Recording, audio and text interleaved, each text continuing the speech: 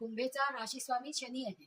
मग शनी कसा आहे? शांत आहे, धीराने काम करणारा आहे आणि वेळ लावणारा आहे. त्याचप्रमाणे हे लोक सुद्धा तसेच असतात. तर त्यांनी मारुती आणि नरसिंहाची उपासना करणं संकट काळामध्ये, कारण ते आपल्यावर आलेली संकट कोणालाही सांगत नाहीत, पण संकट येतातच. मग त्या संकटांवर मात करण्यासाठी त्यांनी हनुमान स्तोत्र म्हणायला पाहिजे, हनुमान चालिसा म्हणायला पाहिजे. आर्थिक संकट जेव्हा येतात तेव्हा हनुमान वडवान स्तोत्र त्यांनी म्हणायला पाहिजे. ज्या ज्या वेळेस मानसिक चिंता आणि क्लेश असतात त्यावेळेस त्यांनी मारुतीच्या देवळामध्ये छायादान करायला पाहिजे. त्याच प्रकारे त्यांनी मारुतीला शेंदूर चढवायला हवा, की ज्याच्यामुळे त्यांच्या या मानसिक कटकटी आणि संकट हे दूर होतात.